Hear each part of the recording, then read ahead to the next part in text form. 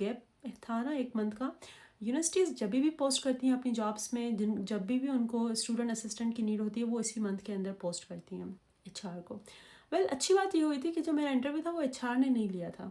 मेरा इंटरव्यू लिया था उस डेजिग्नेटेड प्रोफेसर ने, उस पर्सन ने जिसको बंदा चाहिए था काम के लिए। अस्सलाम एवरीवन, आज हम बात करेंगे कि जर्मनी आने के बाद मुझे जॉब कैसे मिली, कितना टाइम लगा मुझे जॉब हंट करने में, और कितने टाइम के बाद मुझे रेस्पॉन्स आया, और मैंने कितनी जॉब्स के अंदर अप्लाई किया।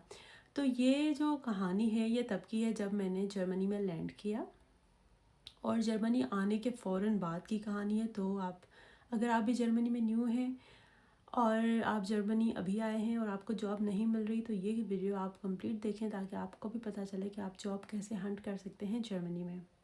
अक्टूबर 2024, 25 अक्टूबर को मैं जर्मनी आ चुकी थी। उसके बाद आने के बाद नवंबर और दिसंबर जो है वो मैंने अपनी स्टडी को टाइम दिया। मैंने किसी भी जॉब में अप्लाई नहीं किया क्योंकि सब कुछ मेरे लिए नया था। मैं घर भी ढूंढ रही थी उस वक्त, और मैं यहाँ के एजुकेशन सिस्टम को भी समझ रही थी, और एग्ज़ाम्स भी होने वाले थे दिसंबर में।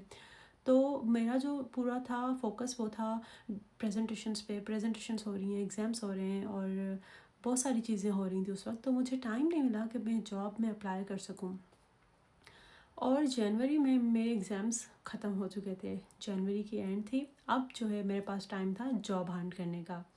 लेकिन क्योंकि मैंने उस वक्त भी जॉब हंट नहीं की, क्योंकि मुझे पाकिस्तान से आए हुए 3 महीने हो गए थे यहाँ पे, और मुझे पाकिस्तान वापस ट्रैवल करना था। मुझे बहुत याद आ रही थी अपनी फैमिली की, तो मुझे जर्मनी में स्टे नहीं करना था। और मेरे पास ब्लॉक अकाउंट था, तो ब्लॉक अकाउंट जो है वो उस वक्त मैंने ब्लॉक अकाउंट से ही 3-4 महीनों का जो खर्च है वो मैंने किया था। लेकिन मेरे जहन में ये था कि मैं पाकिस्तान जाऊंगी, फिर वहाँ से जाके मैं जॉब्स में अप्लाई करूँगी।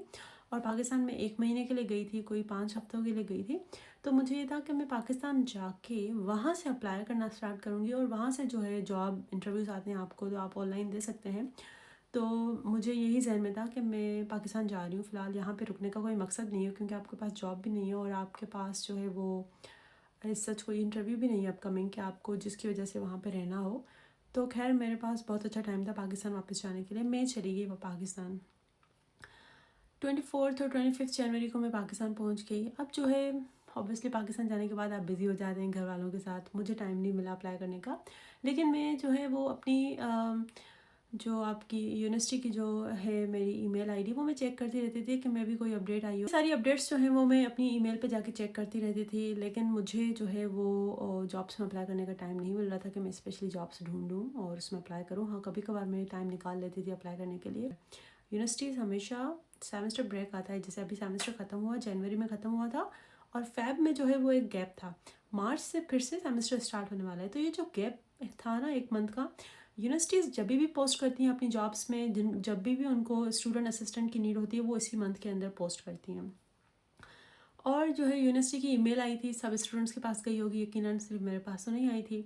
तो उसमें ये था कि भाई हमें कभी उसके लिए आती थी कि भाई हमें मीडिया के लिए कोई बंदा चाहिए जो कैमरा को हैंडल कर सके, लेकिन उनके लिए जर्मन लाजमी है, जर्मन के बगैर हम नहीं ले सकते। और मेरी जो जर्मन लैंग्वेज है वो थी उस वक्त A1.1, लाइक मैं A1 सीख रही थी। तो A1 के बगैर, लाइक A1 लेवल बहुत बेसिक लेवल है, और आपको जॉब्स नहीं मिलती। बहुत सारी यूनिवर्सिटीज़ भी स्टूडेंट असिस्टेंट इसी बेसिस पे लेती हैं कि भाई एटलीस्ट उनको जर्मन लैंग्वेज आए और वो कम्युनिकेट कर सकें, क्योंकि बहुत सारे स्टूडेंट्स जर्मन भी होते हैं, इंग्लिश भी होते हैं। तो स्टूडेंट असिस्टेंट स्टूडेंट्स की ही हेल्प करता है, या फिर स्टाफ की हेल्प कर लेता है। तो जब ये जॉब आई थी तो मैंने 2-3 जॉब्स में अप्लाई किया होगा, और लेकिन सारी यूनिवर्सिटीज़ की थी, बाहर की कोई नहीं थी। तो मैंने जो है वो एक जो मैंने आपको बताया अभी मीडिया का, एक उसमें अप्लाई किया था, और दूसरी जो जॉब थी वो कम्युनिकेशन एंड मार्केटिंग की थी, वो भी यूनिवर्सिटी के अंदर थी, मैंने एक उसमें अप्लाई किया था।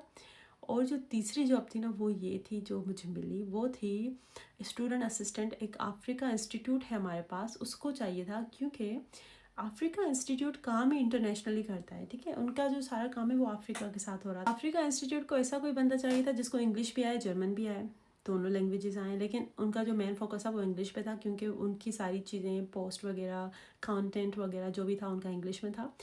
और जो मेरी सीवी थी वो एक प्रोफेसर थे, उनको मेरी सीवी बहुत अच्छी लगी, और जो है ना फिर मैं शॉर्ट लिस्ट हुई इंटरव्यू के लिए, और उन्होंने मेरे अलावा और भी कोई 3-4 इंटरव्यूज़ लिए थे शायद, क्योंकि उन्होंने मुझे अपने इंटरव्यू में, मेरे इंटरव्यू के दौरान ये बताया था। खैर मेरा इंटरव्यू जो है वो फ़ैब में ही मैंने अप्लाई किया, फ़ैब की स्टार्टिंग में, और मिड ऑफ फ़ैब या फिर फ़ैब का कोई 3rd वीक था या लास्ट वीक था, उसमें 3rd वीक था शायद, उसमें मेरा इंटरव्यू भी हो गया। और मैंने पाकिस्तान में बैठ के ही ऑनलाइन इंटरव्यू दिया था। उसमें उन्होंने मुझसे सब कुछ पूछा कि भाई आपको क्या क्या आता है, जो जो चीज़ें उनको चाहिए थी।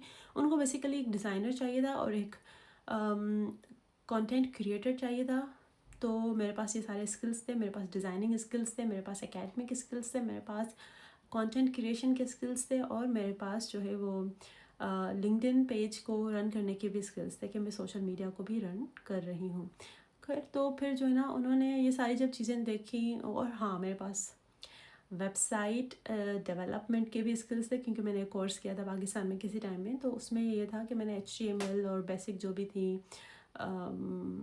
वर्डप्रेस और ये सारी जो लैंग्वेजेस हैं मैंने अटेंड किया था, लेकिन मैंने उस पर कभी काम नहीं किया था। तो समहाउ नॉलेज थी मुझे कि वेबसाइट पे कैसे आप काम कर सकते हैं। खैर उसके बाद तो बहुत सारी चीज़ें वेबसाइट में भी अभी आ चुकी हैं जो कि मुझे नहीं थी पता।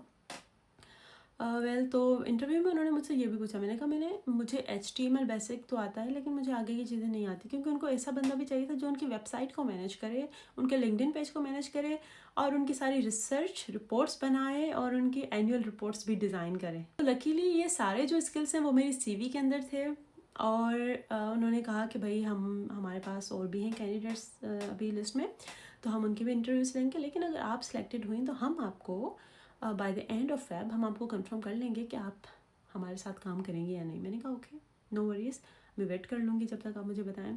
तो इंटरव्यू मेरा एक ही हुआ था। बाकी जो मैंने 2 में जॉब्स में अप्लाई किया था अपनी यूनिवर्सिटी के अंदर ही एज ए स्टूडेंट असिस्टेंट, उन्होंने मुझे मना कर दिया था, रिजेक्शन आ गई थी मेरी कि भाई आप जो है वो हम जिसको ढूंढ रहे हैं वो ऐसा ढूंढ रहे हैं जिसको जर्मन लैंग्वेज भी आए, आपके स्किल्स तो मैच करें, लेकिन आपके पास लैंग्वेज नहीं है, तो हम आपको सेलेक्ट नहीं करें। तो रिजेक्शन जो है ना वो आप ऐसा मान लें कि भाई रिजेक्शन जर्मनी में बहुत ज़्यादा कॉमन है, स्पेशली इंटरनेशनल्स का जो रिजेक्शन है ना वो आपको हर हफ्ते आएगी। आप जितनों में भी अप्लाई कर लेना, हर हफ्ते क्या हर दिन भी आ सकते हैं अगर आप ज़्यादा जॉब्स में अप्लाई कर रहे हैं। तो रिजेक्शन को अब पहले तो बहुत हर्ट होता था बंदा कि यार रिजेक्शन आ गई, लेकिन अब इतनी आदत हो गई है कि यार पता होता है कि चलो रिजेक्शन ही आनी है। तो मतलब बहुत ज़्यादा रिजेक्शंस आती हैं आपको, एक तो लैंग्वेज की वजह से, दूसरा आप कौन सी कंट्री से बिलोंग करते हैं उसकी वजह से, तीसरा आपके एक्सपीरियंस के बेसिस के हिसाब से, चौथा अगर आप शॉर्टलिस्ट हो भी जाते हैं इंटरव्यू में तो वो आपसे बात करके देखते हैं कि भाई क्या ये बंदा वाकई काम कर पाएगा। अगर नहीं कर पाएगा तो वो आपको सिलेक्ट नहीं करते। इंटरव्यू में भी आप शॉर्टलिस्ट हो जाते हैं, लेकिन आप उनको इंटरव्यू के अंदर सेटिस्फाई नहीं कर पाते कि हाँ आपके पास वो सारे स्किल्स हैं या नहीं। तो आपको इंटरव्यू में लाजमी सेटिस्फाई करना है उन्हें कि आपके पास वो सारे स्किल्स हैं।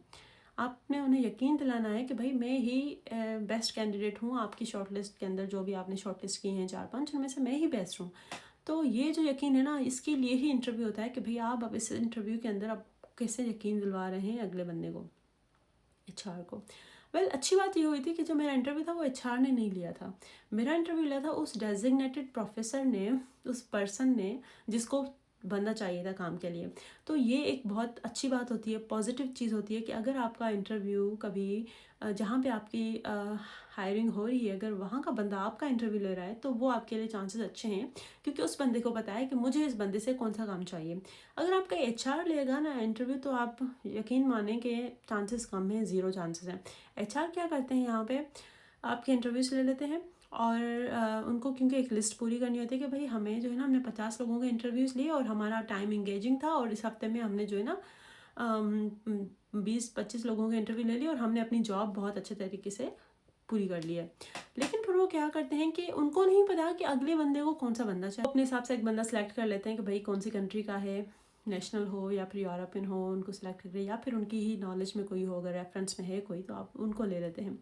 लेकिन अगर वो बंदा खुद इंटरव्यू लेगा ना आपका, जिसको चाहिए ये चीज़, तो वो हर चीज़, हर स्किल देखेगा, उसके बाद बाकी चीज़ें देखेगा, क्योंकि उसको काम करवाना है। तो ये अच्छी बात हुई थी कि मेरा जब इंटरव्यू था वो प्रोफेसर ने खुद लिया था, और प्रोफेसर ने हर चीज़ मुझसे पूछी थी, और जो कि मैंने उन्हें बताई थी कि हाँ मुझे ये सारा काम आता है।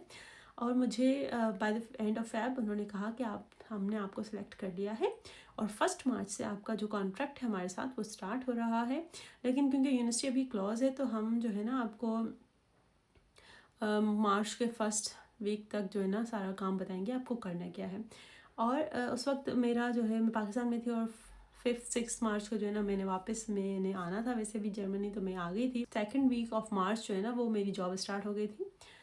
तो जैसे ही जॉब स्टार्ट हुई मैं तो बहुत खुश थी कि भाई अब मैं ऑफिस में जाऊंगी, काम करूंगी और सबसे मिलूंगी और एक जर्मन इन्वायरमेंट के अंदर काम करूंगी जर्मन्स के साथ। तो सीन ये हुआ था कि जब क्योंकि ये रिमोट जॉब थी और आप ऑफिस में भी जाके काम कर सकते हैं, मुझे ऑफिस की ट्रांसपोंडर एवरीथिंग जो है ना सब कुछ मिल चुका था। मैं जाके एडमिन से भी मिल गई थी, वहाँ पे जो थी एडमिन जो मुझे डील कर रही थी। लेकिन सीन ये था कि ऑफिस में जब गई तो ऑफिस में इतने सारे लोग ही नहीं थे क्योंकि रिमोट जॉब कर रहे थे सब, और मुझे था कि भाई मैं ऑफिस में जॉब करूँगी। लेकिन शुरू में मैं गई काफ़ी दिन ऑफिस में जॉब करने, लेकिन फिर जो है ना मुझे मज़ा नहीं आया क्योंकि वहाँ पे कोई होता नहीं था। फिर मैंने जो है ना रिमोटली, क्योंकि मैं अपना टाइम भी बचाना चाहती थी, ऑफिस तक जाना वापस आना तैयार होना ये सारा काम जो है आपका 2 घंटे तो चले जाते हैं इसमें। तो मैंने क्या किया कि मैंने अपने टाइम को बचाया और मैंने घर से ही काम स्टार्ट किया। और मैं उनकी सारी एनुअल रिपोर्ट डिज़ाइन करती हूँ, मैं सारी रिसर्च रिपोर्ट्स डिज़ाइन करती हूँ, उनका लिंक्डइन पेज भी मैं मेंटेन करती हूँ और उनकी वेबसाइट पे भी कभी कभार उनकी दूसरी कोलीग हम दोनों जो है ना वेबसाइट पे पोस्ट कर रहे होते हैं क्योंकि बाकियों को वेबसाइट पे पोस्ट करना नहीं आता। तो ये स्किल्स जो है वो मैंने यहाँ पे कुछ आके सीखे भी थे, कुछ जो चीज़ें मुझे नहीं थी पता, कुछ चीज़ें मुझे पता थी ऑलरेडी। तो बहुत अच्छा एक्सपीरियंस रहा और ये एक्सपीरियंस मेरे सीवी में काउंट हुआ, मेरी सीवी में लगा, जिसकी वजह से मुझे बाकी बहुत सारे फ़ायदे हुए। वो फ़ायदे फिर मैं दूसरी वीडियो में बताऊंगी कौन कौन से हुए। अब आ जाती है बात सीवी पे कि आप जब भी जॉब में अप्लाई करते हैं तो आप सीवी कैसे बनाएं। देखें, जब आप यूरोप आ जाते हैं तो आपने सीवी जो है ना वो यूरोपास पे ही बनानी है, आपने किसी और फॉर्मेट में नहीं बनानी। तो यूरोपास का जो लिंक है वो मैं डिस्क्रिप्शन में ऐड कर दूँगी कि उस लिंक पे जाएं, उस लिंक पे क्लिक करें और वहाँ पे अपना अकाउंट बनाएं। अकाउंट जब आप ऐड करेंगे तो आपका अकाउंट बन गया है आपकी ईमेल पे। अब आप उसको लॉगिन करेंगे ना तो अंदर आपके पास ये सारी इन्फॉर्मेशन जो भी है, आपका नेम, फ़ोन नंबर, एड्रेस वगैरह, आपका एक्सपीरियंस, आपके सर्टिफिकेट्स, लैंग्वेज स्किल और भी जो स्किल्स हैं आपके पास, वो सारे जो है ना आप वहाँ पे एडिट कर सकते हो। पास पे सारा एक्सपीरियंस ऐड करने के बाद, स्किल्स ऐड करने के बाद उस सीवी को आप करेंगे डाउनलोड करने के बाद वो हो जाएगी आपकी सीवी सेव यूरोपास पे। तो वो सीवी जो है ना वो आपने अपनी सीवी हर जॉब के हिसाब से अलग करनी है ताकि देखें चीज़ सेम है आपके पास जो स्किल्स हैं। मैं ये नहीं कह रही कि आपको स्किल्स चेंज करने, हाँ कभी कभार एक स्किल के जो टर्म्स है ना वो डिफरेंट हो जाते हैं, ठीक है। तो आपने क्या करना है कि वो जो स्किल उनका रिक्वायर्ड है आपने वो टर्म चेंज कर लेना है। अगर आपके पास वही स्किल है लेकिन आपने किसी और सिनोनिम में वो लिखा हुआ है, आपके पास किसी और वर्ड के अंदर है, तो आपने बस वो अल्फाज चेंज करने हैं, उनके हिसाब से वो अल्फाज स्किल्स ऐड करने हैं वहाँ पे कि हाँ भाई आपके पास ये स्किल्स हैं। क्योंकि ज़रूरी नहीं होता कि भाई जो सीवी है वो ह्यूमन ही चेक करे। अब बहुत सारी ऐसी चीज़ें भी आ गई हैं कि भाई वो ऑटोमेटिक जो है ना आपकी सीवी शॉर्टलिस्ट हो जाती है कि भाई ये स्किल्स इनके मैच हो रहे हैं। और फिर जो है ना अगर आपके स्किल्स 10 आउट ऑफ 3 मैच कर रहे हैं, 7 मैच नहीं कर रहे, तो फिर जो है ना वो फिर मसला हो जाता है। इसलिए आप उस चीज़ को थोड़ा एडिट कर लें। जब भी जॉब में अप्लाई करें तो आप एडिट करके सीवी सेव करके फिर आप सीवी वो फॉरवर्ड करेंगे तो जो है ना चांसेस हैं कि आपको इंटरव्यू शॉर्टलिस्ट हो जाए, आपके लिए इंटरव्यू आ जाए, इंटरव्यू कॉल आ जाए आपके लिए। और अब बात आ जाती है कि आपसे जो है ना वो कवर लेटर भी लेते हैं। तो कवर लेटर में आपने क्या करना है कि भाई आपकी जो अपनी सीवी है उस सीवी में जो आपके पास स्किल्स हैं, जो आपका एक्सपीरियंस है, या फिर आप कुछ और कहना चाहते हैं जो कि सीवी में मेंशन्ड नहीं है, आपने कभी मेंशन नहीं किया, या फिर उस जॉब के हिसाब से आपके पास कुछ ऐसे स्किल्स हैं या कोई ऐसा पोर्टफोलियो है जिस पे आपने काम किया था लेकिन आपने वो सीवी में मेंशन नहीं किया हुआ, तो आप क्या करेंगे कवर लेटर के अंदर वो सारी चीज़ें एक्सप्लेन करेंगे कि भाई अब ये जो है ना कवर लेटर जो है वो उस जॉब को और आपको कैसे एक्सप्लेन कर रहा है कि आप उस जॉब के साथ कैसे कनेक्टेड हैं, आप ही क्यों जो है वो आपको ही वो क्यों सिलेक्ट करें इस जॉब के लिए। तो कवर लेटर बहुत अच्छा लिखें ताकि चांसेस आपके इंटरव्यू में शॉर्टलिस्ट होने के लिए ज़्यादा हों। ये थी आज की वीडियो कि मुझे जॉब कैसे मिली और आप जॉब में कैसे अप्लाई कर सकते हैं। आपने सीवी अपनी यूरोपास से बनानी है और कवर लेटर अपनी जॉब के हिसाब से जो है वो लिखना है। तो जब आप इन दोनों पे काम करेंगे, और ऐसे ही आप अगर न्यू हैं यहाँ पे तो आप वेट करें पहले सेमेस्टर का जो बीच में गैप आता है 1 मंथ का, उसमें, या फिर आप सेकंड सेमेस्टर में हैं तो फिर से आपके पास जो मंथ गैप आएगा वो है अगस्त। तो फेब में अप्लाई कर सकते हैं, या फिर अगस्त में जॉब्स आती हैं उसमें अप्लाई कर सकते हैं, जुलाई एंड अगस्त में दोनों आती हैं, ठीक है, क्योंकि सितंबर से नया सेमेस्टर स्टार्ट हो जाता है। तो आपने इस टाइम के अंदर स्टूडेंट जॉब के लिए हंट करना है। वंस आपको स्टूडेंट जॉब मिल गई तो आपका जो एक्सपीरियंस है वो जर्मनी का आपका ठप्पा लग जाएगा एक आपके CV पे कि भाई ये बंदा जो है ना वो जर्मनी में जॉब कर रहा है और उसके पास जर्मन एक्सपीरियंस है। तो उससे क्या होता है कि आपका जो आगे का करियर है उसमें आपके लिए रास्ते कुछ थोड़े बहुत खुल जाते हैं। लोग आपको कहीं ना कहीं जो है ना वो देख रहे होते हैं कि अच्छा चलो इसके पास जर्मनी का एक्सपीरियंस है तो हम इसको काउंट कर सकते हैं, एटलीस्ट इंटरव्यू के लिए शॉर्टलिस्ट कर सकते हैं। तो स्टूडेंट असिस्टेंट जॉब के लिए अप्लाई ज़रूर करें और इस मौके को जो है ना हाथ से मत जाने दें। अगर आपके पास लैंग्वेज नहीं है तो कोशिश करें इंग्लिश डिपार्टमेंट्स के अंदर अप्लाई करें, जो इंग्लिश सब्जेक्ट्स हों ज़्यादा जिन पे, या जहाँ पे इंटरनेशनल स्टूडेंट ज़्यादा हो, या फिर जहाँ पे जैसे अफ्रीका डिपार्टमेंट, अफ्रीका खुद इटसेल्फ कह रहा है कि इंटरनेशनल डिपार्टमेंट है तो वो इंग्लिश होगा। तो ऐसे आप ऐसे डिपार्टमेंट्स अप्लाई करें जो इंटरनेशनली काम कर रहे हों, तो जो है ना आपको जॉब मिलने के चांसेस ज़्यादा हैं। वीडियो अच्छी लगी तो उसको लाइक ज़रूर करें, चैनल को सब्सक्राइब ज़रूर कर लें, और अगर कोई क्वेश्चन हो तो कमेंट में ज़रूर पूछें। और डिस्क्रिप्शन में मैंने लिंक दे दी है यूरोपास की, आप इस पर जाके CV बना सकते हैं। कोई भी कन्फ्यूजन हो तो आप मुझसे कमेंट करके यहाँ पे पूछ सकते हैं। Thank you, see you next video, bye.